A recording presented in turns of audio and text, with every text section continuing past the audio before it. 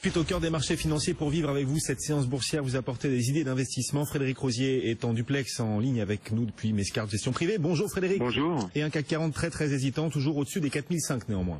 Oui, les journées se suivent quand même. On a une petite accélération à un moment donné de 0,3-0,4%, puis après une phase de plateau. Donc là, on rentre dans une phase clairement d'indécision par rapport à la communication de la BCE cet après-midi. Avec, c'est vrai, cette histoire de tapering qui a inondé le marché depuis 15 jours, 3 semaines.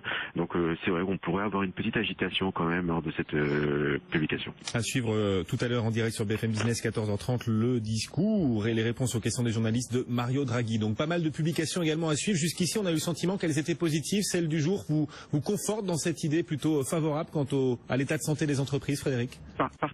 Partagé, que ce soit d'ailleurs en France ou en dehors de la France, on a eu des publications assez partagées. Alors côté positif, Pernod Ricard a sorti clairement d'un résultat meilleur qu'attendu. Dans le sillage d'ailleurs de la publication de Rémi Cointreau, on voit qu'il y a une dynamique notamment de reprise en Chine. C'est un marché qui était un peu en souffrance ces derniers trimestres. Là, on retrouve de la croissance. En Amérique également, on a une croissance plus forte qu'attendue. Donc c'est une plus belle publication faite par Pernod.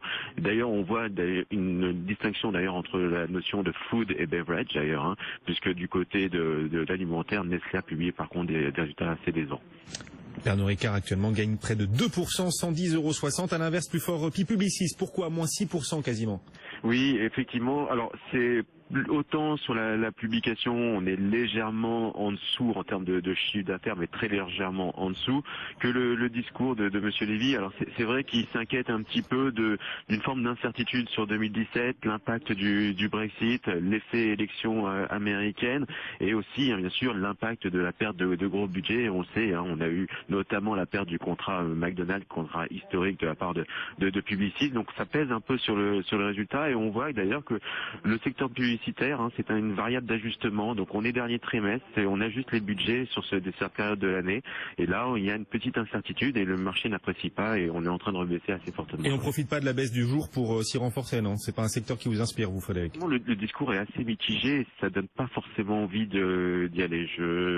Et graphiquement d'ailleurs, on a cassé une forme de support, donc attention sur ce titre. Frédéric Rosier depuis Mescart Gestion Privée, le titre Publicis en repli à 63,26 €, Cédric Anson. Voilà donc pour l'essentiel de ce qu'il faut retenir sur les marchés, et dans le reste de l'actualité, eh bien